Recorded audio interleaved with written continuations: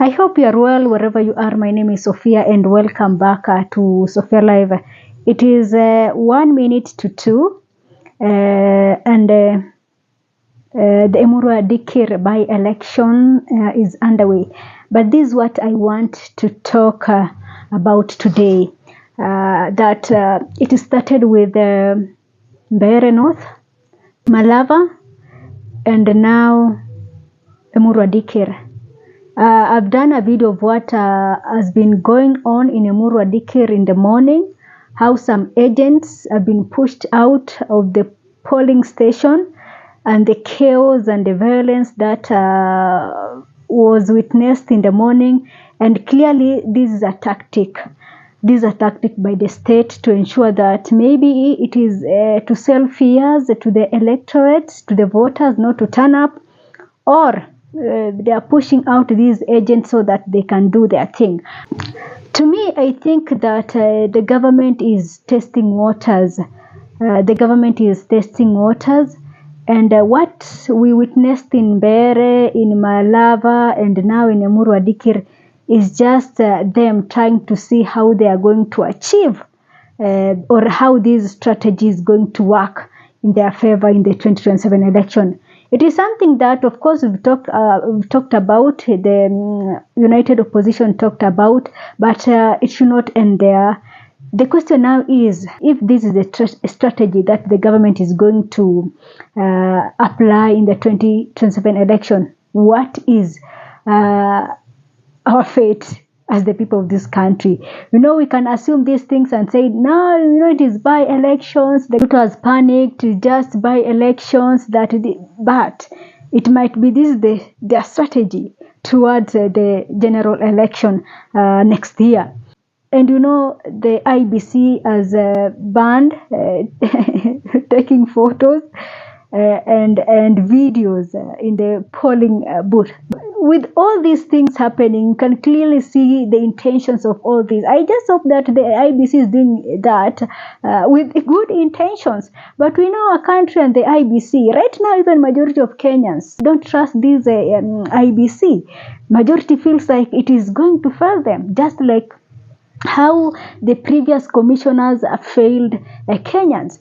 So I have a feeling that we might assume this small, you can call it small play by the government, but it might be affect us in the upcoming election. I am not happy with what is happening in EMURUA DIKIRR, and it's giving me wasiwasi about the upcoming election. I'm not so focused about this by-election thing.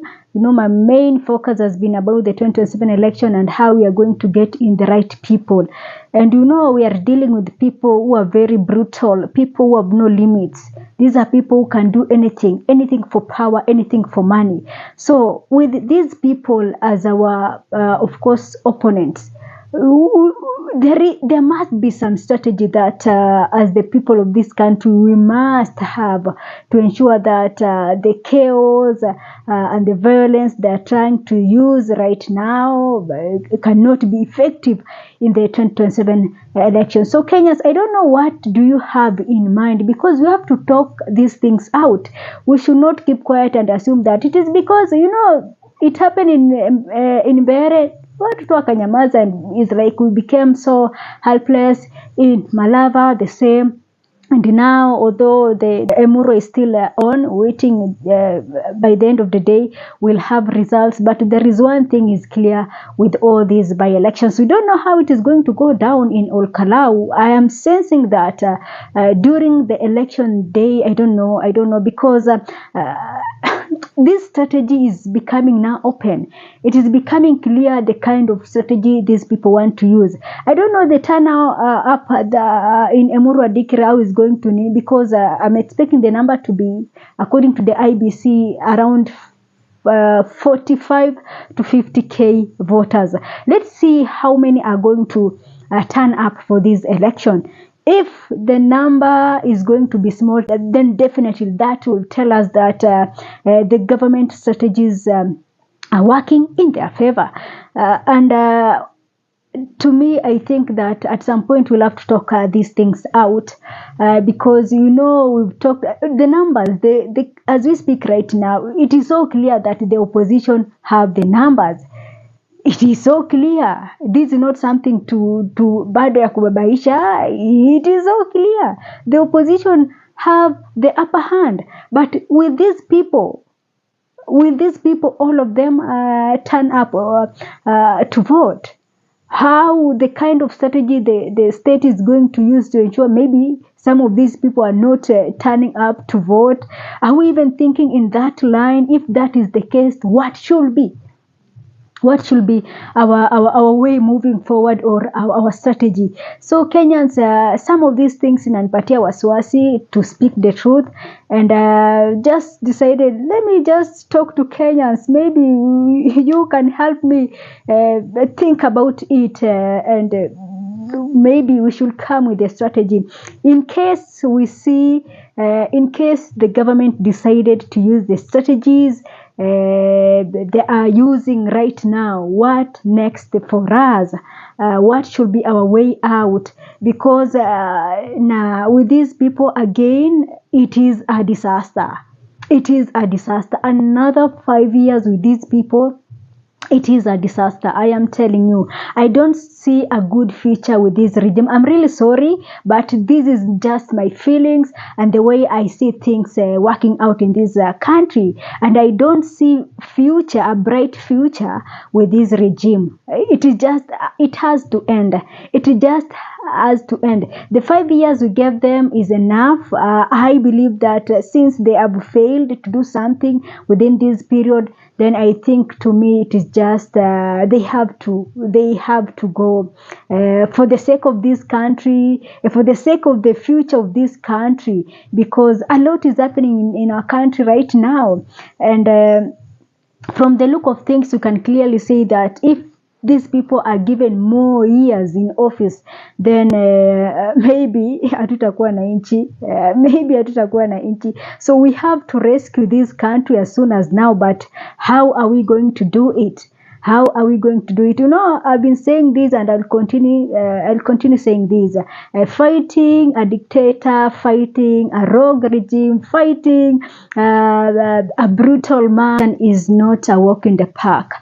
It is something that needs a lot of sacrifices. Right now we have the likes of musician BN, who are Kenyans are condemning for trying to legitimize what has been happening in the country for the last 3 days and all that. So you see, it is easier if they can capture these people, these artists, people who have huge following and all that. You can clearly see how they are going to use money to influence people and all that. So we have to get ready for anything. We have to get ready to face these people, but we have now to think about it deeply, because if we fail to put our heads together and see how we can going to defend our voices in the 2027 election, then we might be defeated. And it is so sad if we are going to be defeated while we have the numbers. There is some election you can see and say, after all, the numbers, we can say, no, we didn't have numbers, so we can as well let it go. But I know that this man is defeated. This man has no numbers. But it will be really, really sad to see that we are being defeated. For us not to, we're being defeated because we didn't plan ourselves well. We didn't have the strategy, and we didn't have a good plan to face these people. So Kenya, let's think about it. Let's now think the way forward of how we are going to handle issues moving forward. I don't need another election for me to realize the kind of strategy these people are going to use in the 2027 election. I think the three the Mbeere North, Malava, and this one is enough. Even Olkalawa, I know it is going to be chaotic, but I don't even need that to tell me the way these people are thinking and the kind of strategies they are planning to use to ensure that people are not turning up. And not the saddest thing about this, our elections are so expensive. We're talking about billions of shillings used to prepare for elections, and then we end up having people I feel so bad. I feel so bad that we don't, the value for money when it comes to elections, Kenyans don't get it. So, and this cycle has to stop. This cycle has to end. We've had general elections in 2007, in 2002, 2007, 2012, 2017, 2022. And sad thing about all these elections, kumekuwa tuna issues, and if we are not going to look into these issues and talk about it, then there is nothing new that is going to happen in the 2027 election. It will be just the same game being played, being taken in cycle. Oh, election this, then someone complains, go to court, go to Supreme Court, then it ends like that. So at some point we'll have to think about this, because our money, we're just using money for nothing. Why should we have election when at the end of the day the winners do not represent the voices of the people? Those who are announced winners are not the real winners. So why should this thing be going on and on and on? So to me, I think that Kenyans, as we wait for the results of this election, this EMURUA DIKIRR by-election, we have to think about it, because the game is on and it is clear what these people are planning to do. This is not don't need a magician to tell you what to expect in the 2027 election.